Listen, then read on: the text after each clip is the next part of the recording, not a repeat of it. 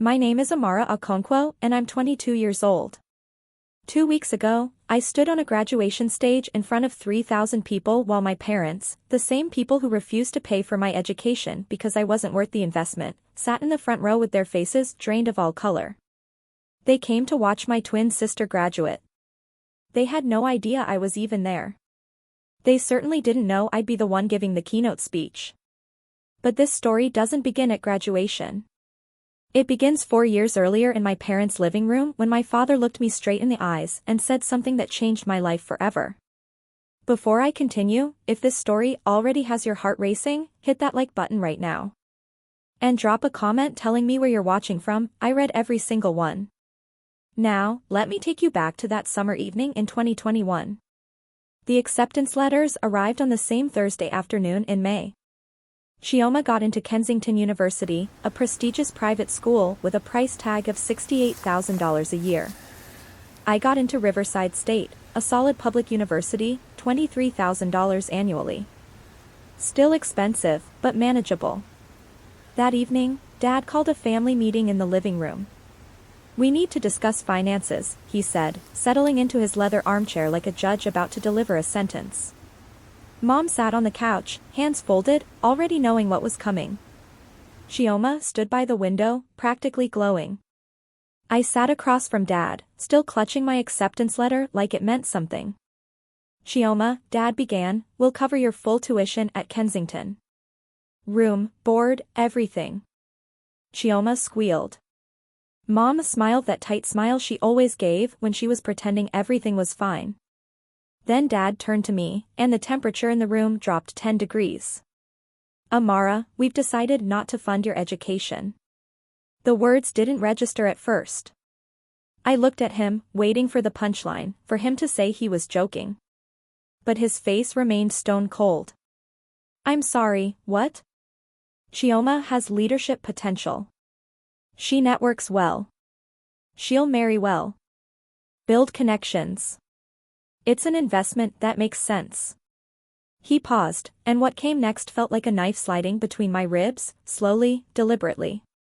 "You're smart, Amara, but you're not special. There's no return on investment with you." I looked at Mom. She wouldn't meet my eyes. I looked at Chioma. She was already texting someone, probably sharing the good news about Kensington, completely unbothered by the fact that her twin sister was being financially disowned right in front of her. "So I just figure it out myself?" Dad shrugged like I'd asked about the weather. "You're resourceful. You'll manage." That night, I didn't cry. I'd cried enough over the years. Over missed birthdays where they forgot. Over hand-me-down gifts wrapped in Chioma's used paper. Over being cropped out of family photos because I apparently ruined the composition. Instead, I sat in my room and realized something that would fuel me for the next 4 years. To my parents, I wasn't their daughter. I was a bad investment. But what Dad didn't know, what nobody in this family knew, was that his decision would ignite something in me that would burn brighter than anything they could imagine. The thing is, this wasn't new. The favoritism had always been there, written into every corner of our lives like invisible ink that only I could see. When we turned 16, Chioma got a brand new Toyota with a giant red bow on top. I got her old laptop, the one with a cracked screen and a battery that died every 35 minutes. "We can't afford 2 cars, Mom had said, looking everywhere but at my face. But they could afford Chioma's ski trips to Aspen. Her designer dress for prom that cost more than my entire wardrobe. Her summer study program in Barcelona. Family vacations were psychological warfare. Chioma always got her own hotel room with the ocean view. I slept on pull-out couches in hallways, once even in what the resort generously called a cozy storage nook. In every family photo, Chioma stood center frame, radiant. I was always at the edge, sometimes half cut off, like whoever was taking the picture couldn't quite remember I existed. When I finally confronted Mom about it, I was 17, desperate for answers, desperate for someone to tell me I mattered.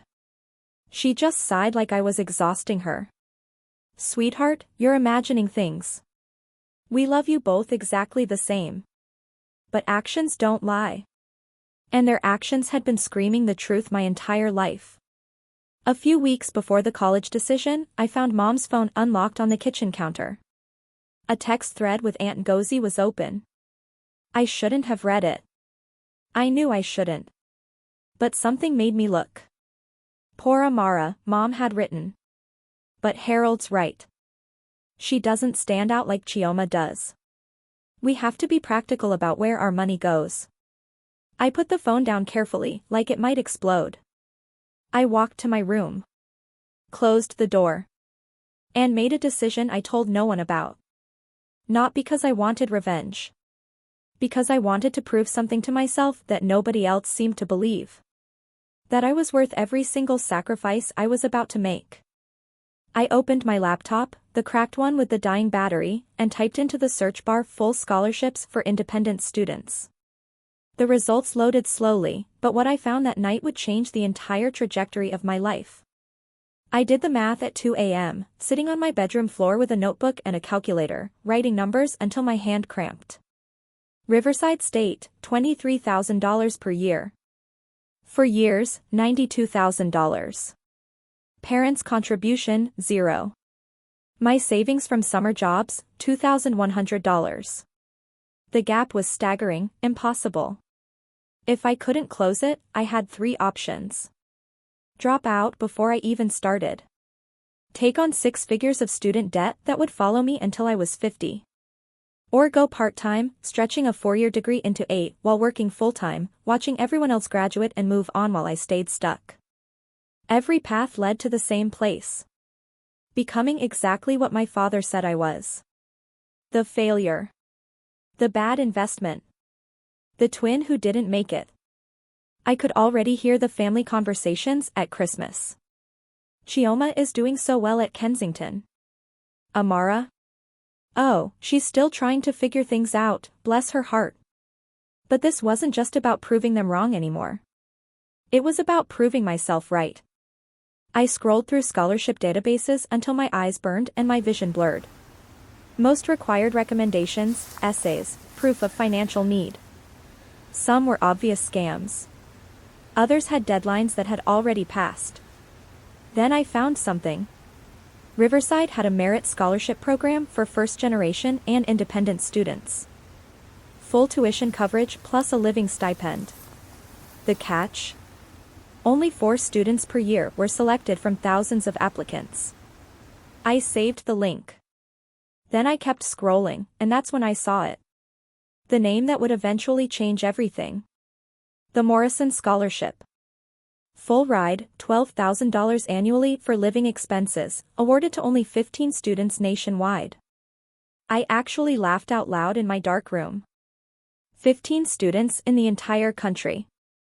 What chance did someone like me possibly have? But I bookmarked it anyway. Because I had 2 choices. Accept the life my parents designed for me, or design my own. I chose the second. And to do that, I needed a plan, and I needed it immediately. I filled an entire notebook that summer. Every page was a calculation, a possibility, a potential path forward. Job number 1, barista at Morningside Cafe, a campus coffee shop. Shift, 5 to 8 a.m., 3 days a week. Estimated monthly income, $750. Job number 2, cleaning crew for the residence halls, weekends only, $380 a month.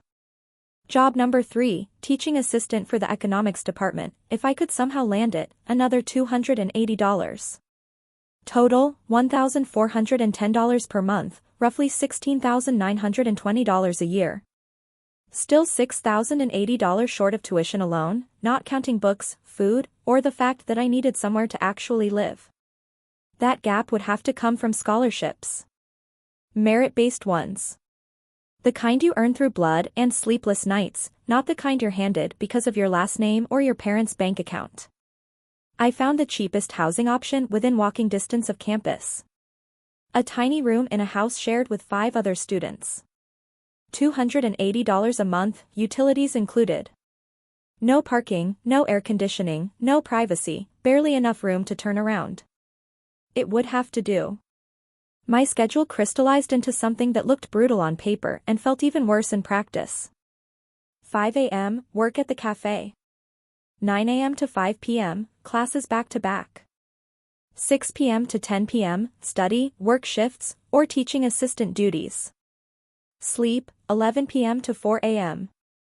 4 to 5 hours a night for 4 years straight.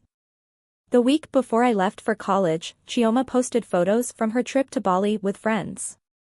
Sunset beaches, cocktails with little umbrellas, laughter that looked effortless. I was packing my thrift store comforter into a secondhand suitcase held together with duct tape.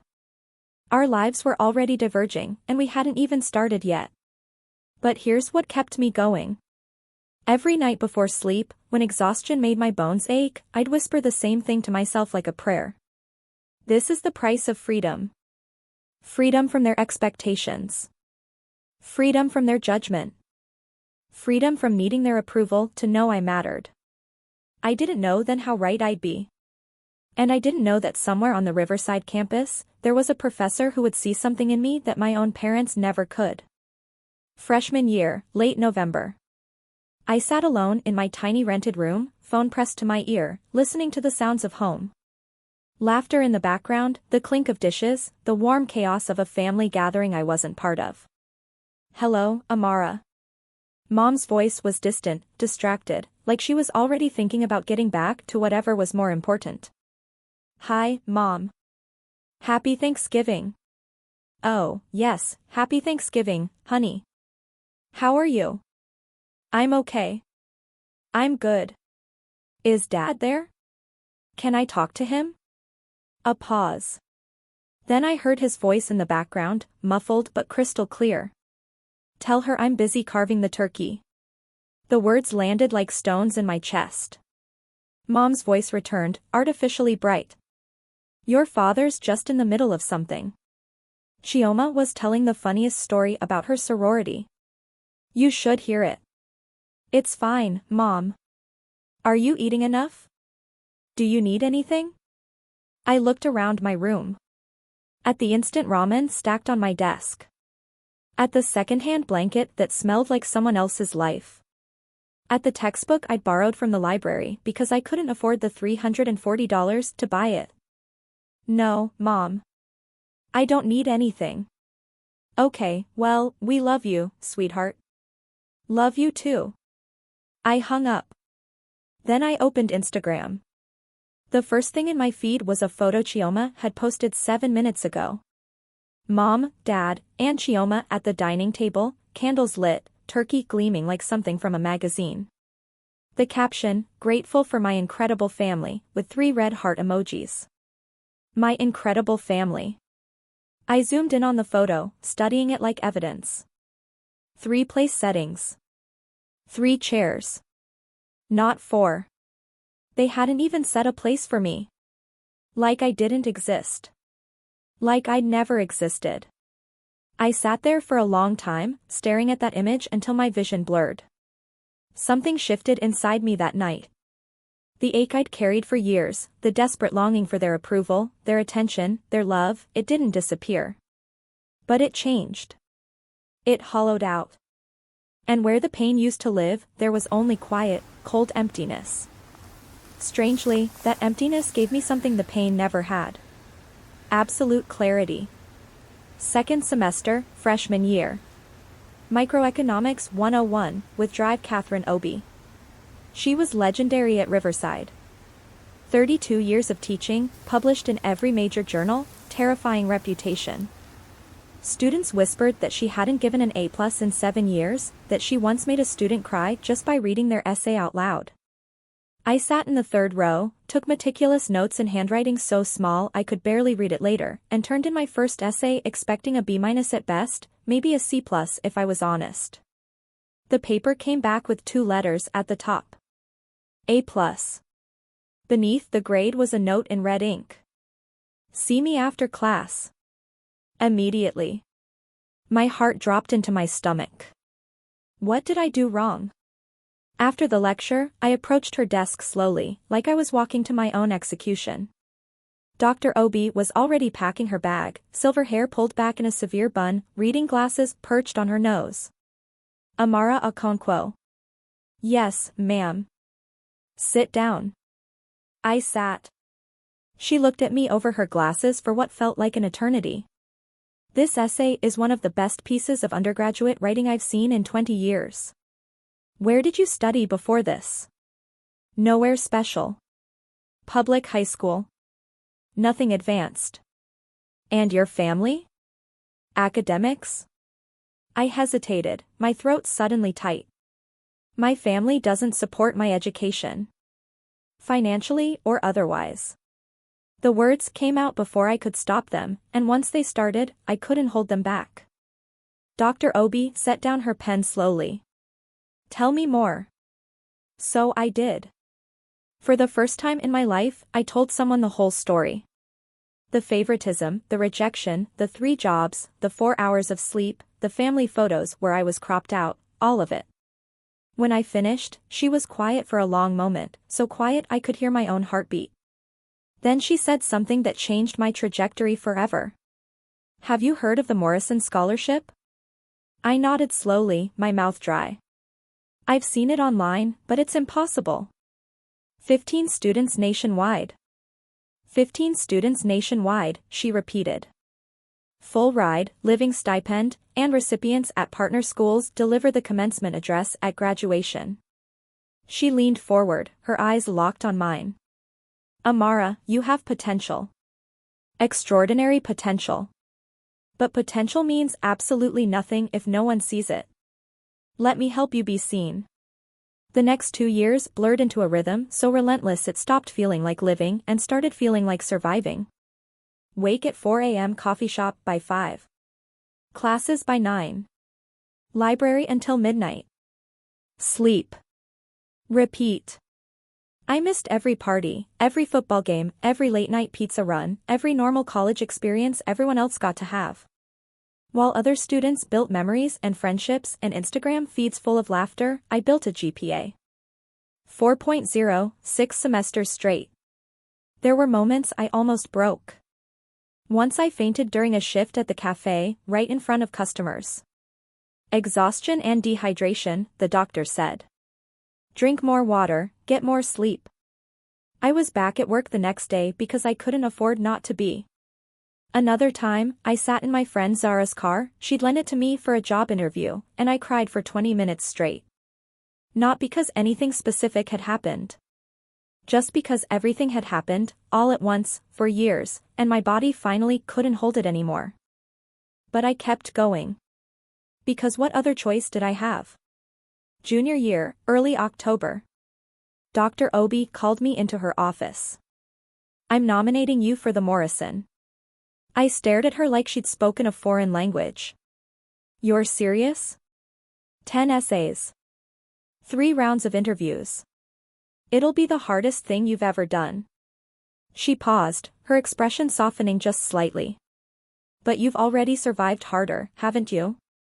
The application consumed 3 months of my life. Essays about resilience, leadership, vision, what you'd do if money was no object, what shaped you, what broke you, what rebuilt you.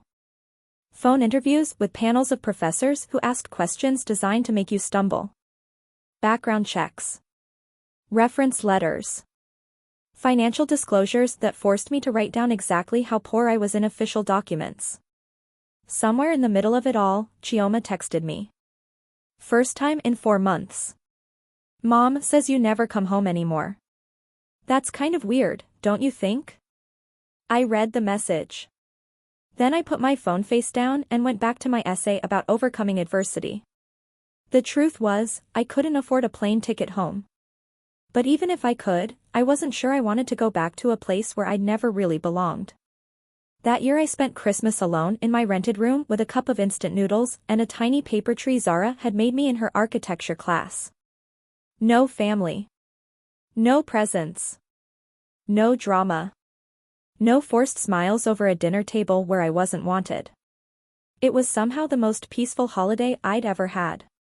The email arrived at 6:52 a.m. on a Tuesday in September, senior year. Subject line, Morrison Foundation, final round notification. My hands were shaking so badly I could barely unlock my phone. I had to try 3 times. Dear Miss Okonkwo, congratulations. Out of 183 applicants, you have been selected as one of 45 finalists for the Morrison Scholarship. The final round will consist of an in-person interview at our headquarters in Toronto. 45 finalists. 15 winners. I had a 1 in 3 chance if everything was equal. But things were never equal for people like me. The interview was scheduled for a Friday in Toronto, over 500 miles away. I checked my bank account. $634. A last-minute flight would cost at least $380. A hotel would eat the rest. And I had rent due in 2 weeks, plus my phone bill, plus groceries if I wanted to eat anything other than ramen. I was about to close my laptop when Zara knocked on my door so hard I thought she might break it. Amara, you look like someone died. I showed her the email without saying anything. She screamed. Literally screamed so loud my neighbor banged on the wall. You're going, she said, her voice leaving no room for argument. Zara, I can't afford. Bus ticket, $48.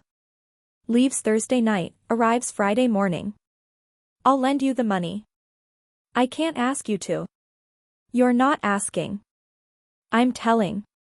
She grabbed my shoulders and looked me dead in the eyes. Amara, this is your shot. You don't get another one. So take the damn bus. I took the bus.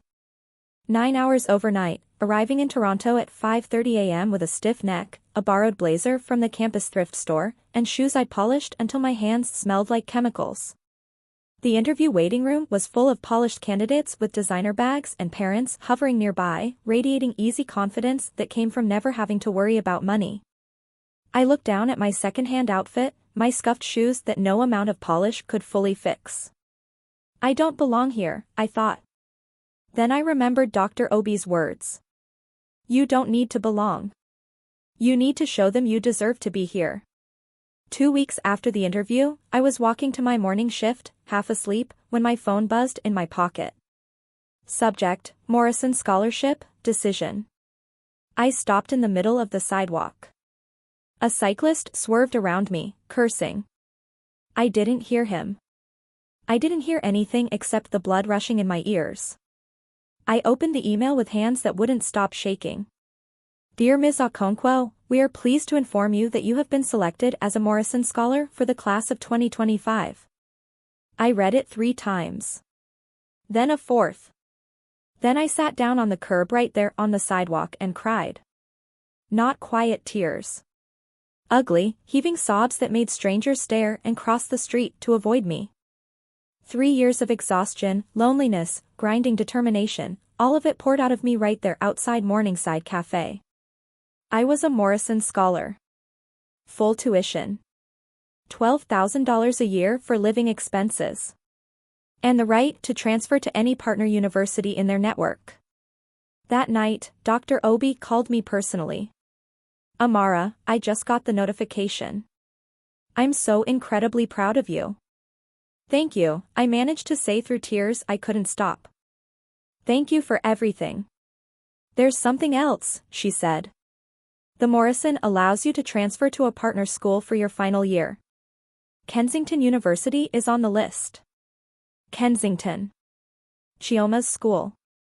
If you transfer, Dr. Obi continued carefully, you'd graduate with their top honors. And the Morrison Scholar delivers the commencement speech. My breath caught in my throat. Amara, you'd be valedictorian. You'd speak at graduation in front of everyone. I thought about my parents. About them sitting in the audience for Chioma's big day, completely unaware I was there, completely unaware I'd achieved something they said was impossible. I'm not doing this for revenge, I said quietly, and I meant it. I know. I'm doing it because Kensington has the better program for my career. I know that too. I paused, my heart pounding. But if they happen to see me shine while I'm there, that's just a bonus. I made my decision that night. And I told absolutely no one in my family. 3 weeks into my final semester at Kensington, it happened. I was in the library, 4th floor, tucked into a corner desk with my constitutional law textbook, when I heard a voice that made my stomach drop. Oh my God. Amara? I looked up. Chioma stood 3 feet away, a half-empty iced latte in her hand, mouth hanging open like she'd seen a ghost. What are you? How are you? She couldn't form a complete sentence. I closed my book calmly. Hi, Chioma. You go here? Since when? Mom and Dad didn't say anything. Mom and Dad don't know. She blinked rapidly. What do you mean they don't know? Exactly what I said. They don't know I'm here. Chioma set her coffee down, still staring at me like I'd materialized from another dimension. But how? They're not paying. I mean, how did you afford this place is? I paid for it myself. I transferred here. Scholarship. The word hung between us like smoke. Chioma's expression shifted through confusion, disbelief, and something else. Something that looked almost like shame, but not quite enough to be real. Why didn't you tell anyone? I looked at her. My twin sister. The one who'd gotten everything I'd been denied without ever having to ask. The one who'd never questioned it, not once in 4 years. Did you ever ask how I was doing? She opened her mouth. Closed it. Opened it again. Nothing came out. I gathered my books. I need to get to class. Amara, wait. She grabbed my arm. Do you hate us? The family? I looked at her hand on my sleeve, then at her face. The face that looked exactly like mine but had lived an entirely different life. No, I said quietly, and I meant it. You can't hate people you've stopped caring about. I pulled my arm free and walked away. That night, my phone lit up with missed calls. Mom. Dad. Chioma again. I silenced them all and went to sleep. Whatever was coming would happen on my terms, not theirs. Chioma called them immediately. I know because she told me later, after everything was over. She's here, Chioma had said, barely through the door of her apartment. Amara is at Kensington. She's been here since September. According to Chioma, the silence on the other end lasted a full 10 seconds. Then Dad's voice, sharp and defensive. That's impossible. She doesn't have the money for Kensington. She said scholarship. What scholarship? She's not, he stopped himself, but the rest of the sentence hung in the air. She's not scholarship material. Dad, I literally saw her. In the library. She's really here. I'll handle this. Dad called me the next morning. First time he dialed my number in over 3 years. Amara, we need to talk. About what? Victoria says you're at Kensington. You transferred without telling us. I didn't think you'd care. A pause, heavy and uncomfortable. Of course I care. You're my daughter. Am I?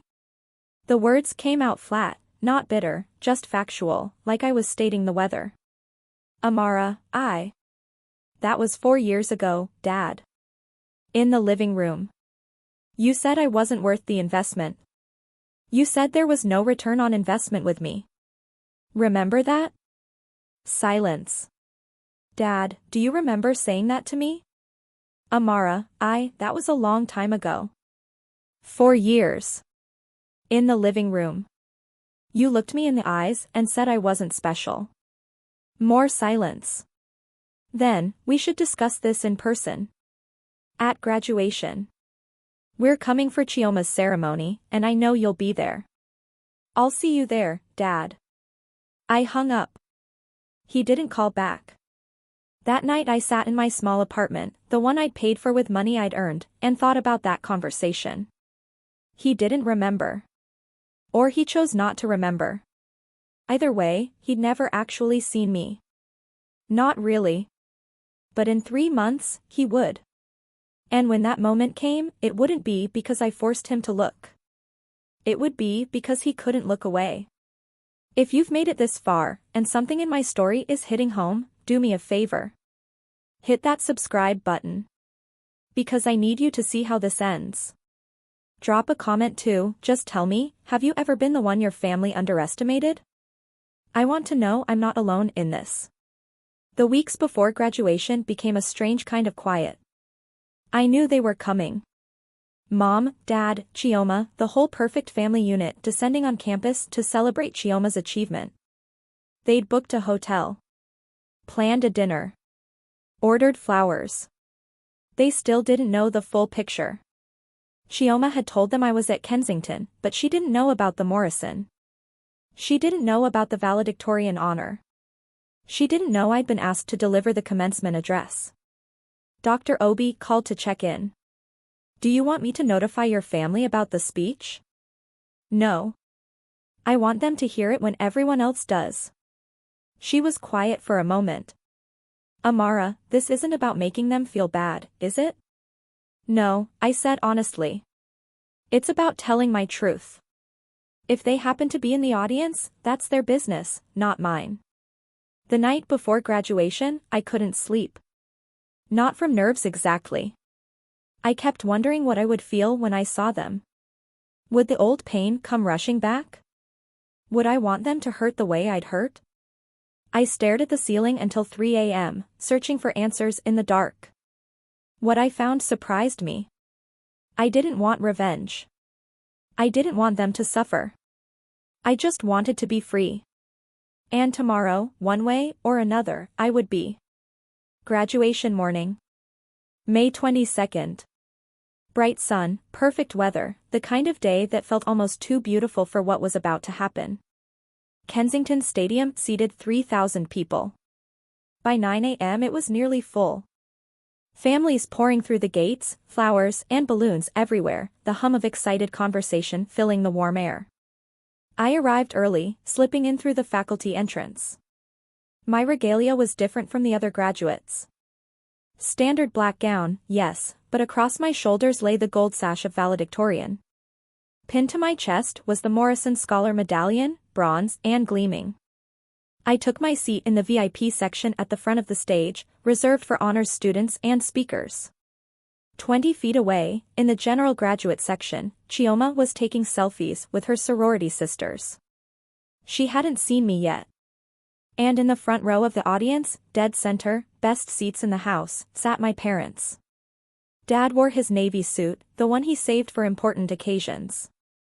Mom had on a cream-colored dress, a massive bouquet of roses in her lap.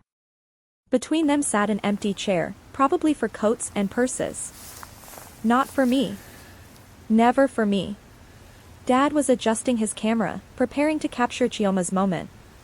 Mom was smiling, waving at someone across the aisle. They looked so happy. So proud. They had no idea. The university president approached the podium. The crowd hushed. Ladies and gentlemen, welcome to Kensington University's Class of 2025 commencement ceremony.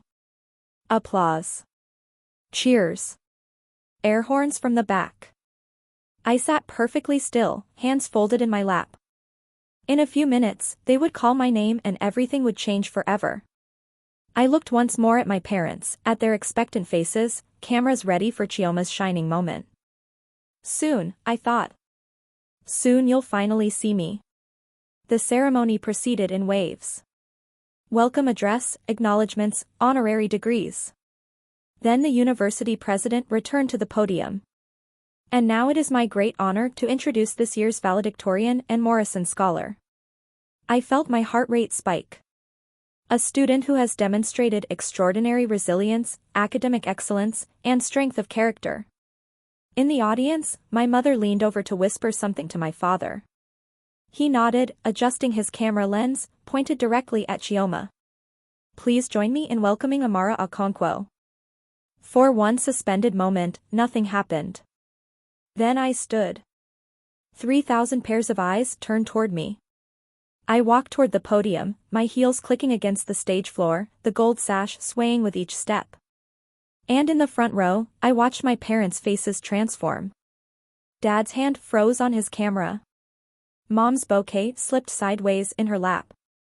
Confusion first. Who is that? Then recognition.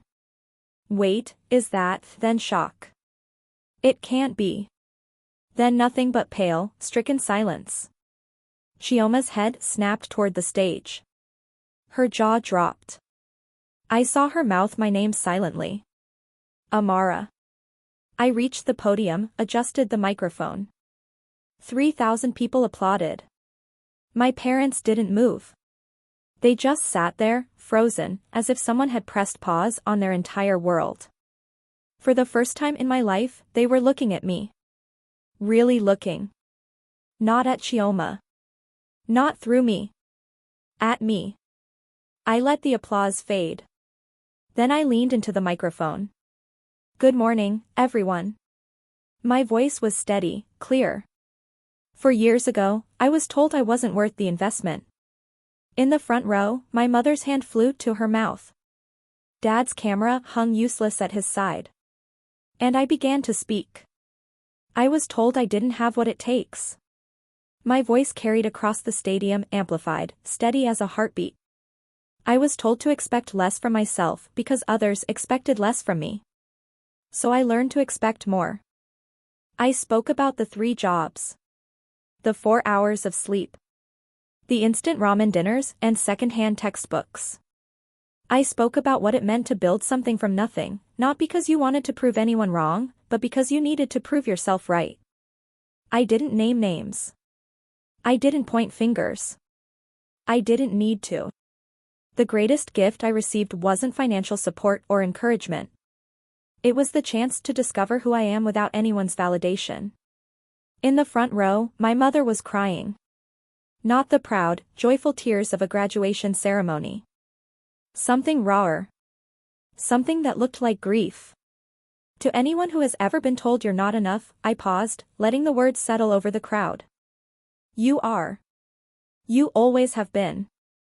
I looked out at the sea of faces. At the other graduates who'd struggled. At the parents who'd sacrificed. At the friends who'd believed. And yes, at my own family, sitting in the front row like statues. I am not here because someone believed in me. I am here because I learned to believe in myself. The applause that followed was thunderous. People rose to their feet. Standing ovation. 3,000 people cheering for a girl they'd never met, for a story that was mine alone but somehow belonged to all of us. I stepped back from the podium. And as I descended the stage, I saw James Morrison waiting at the bottom, the founder of the scholarship that had changed my life. The reception area buzzed with champagne and congratulations. I was shaking hands with the dean when I saw them approaching. My parents, moving through the crowd like they were wading through water. Dad reached me first. Amara. His voice was hoarse, broken. Why didn't you tell us? I accepted a glass of water from a passing server, took a sip. Did you ever ask? He opened his mouth. Closed it. No words came out. Mom arrived beside him, mascara streaked down her cheeks. Baby, I'm so sorry. We didn't know. You knew, I kept my voice even, calm. You chose not to see. That's different. That's not fair, Dad started. Fair? The word came out soft, not sharp. You told me I wasn't worth investing in. You paid $272,000 for Chioma's education and told me to figure it out myself. That's what happened. Mom reached for me. I stepped back. Amara, please. I'm not angry, I said, and I meant it. The anger burned away years ago. But I'm not the same person who left your house 4 years ago. Dad's jaw tightened. I made a mistake. I said things I shouldn't have said. You said what you believed, I met his eyes. You were right about one thing though. I wasn't worth the investment. Not to you. But I was worth every sacrifice I made for myself. He flinched like I'd struck him. James Morrison appeared at my elbow, extending his hand. Miss Okonkwo, brilliant speech. The foundation is incredibly proud. I shook his hand while my parents watched. The founder of one of the nation's most prestigious scholarships, treating their worthless daughter like a treasure. I saw it hit them then. The full weight of what they'd missed. What they'd thrown away. After Mr. Morrison moved on, I turned back to my parents. They looked smaller somehow. Diminished. I'm not going to pretend everything's fine, I said. Because it's not. Amara, please, Mom whispered.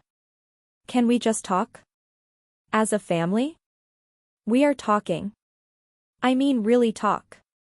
Come home this summer. Let us try to fix this. No. The word was firm but not harsh. I have a job in Calgary. I start in 2 weeks. I won't be coming home. Dad stepped forward, his voice cracking. You're cutting us off. Just like that? I'm setting boundaries. There's a difference. What do you want from us? For the first time in my life, I saw my father look lost, desperate. Tell me what you want and I'll do it. I considered the question. Really considered it. I don't want anything from you anymore. That's the point. I took a breath. But if you want to talk, really talk, you can call me.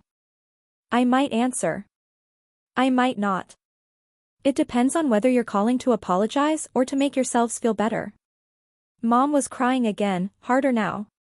We love you, Amara. We've always loved you. Maybe, I said. But love isn't just words. It's choices. And you made yours.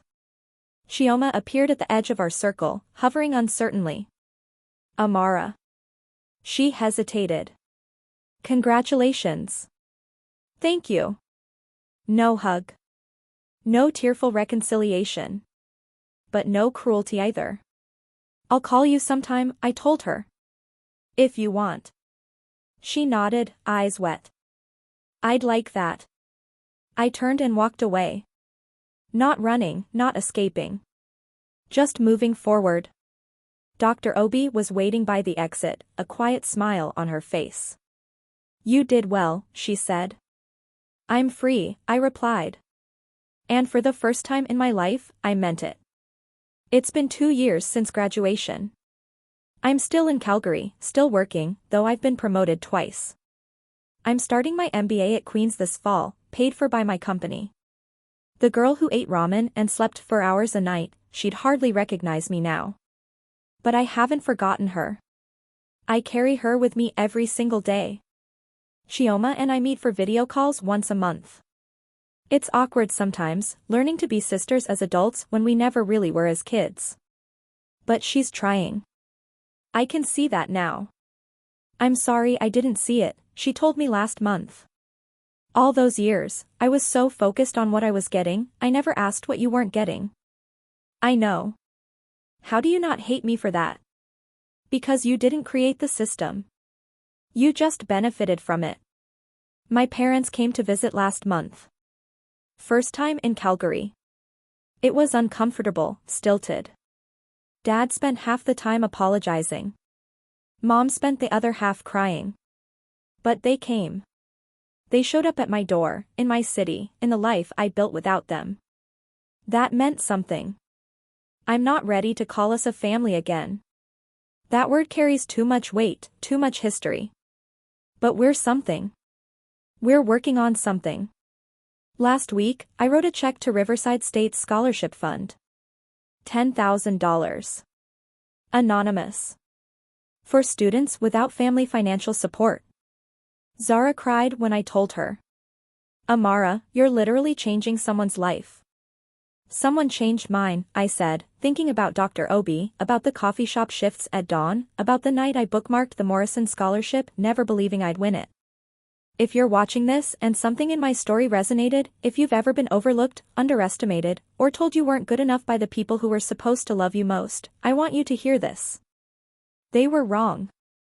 They were always wrong. Your worth is not determined by who sees it. It's not a number on a check or a seat at a table or a place in a photo. Your worth exists whether or not a single person on this planet acknowledges it. I spent 18 years waiting for my parents to notice me.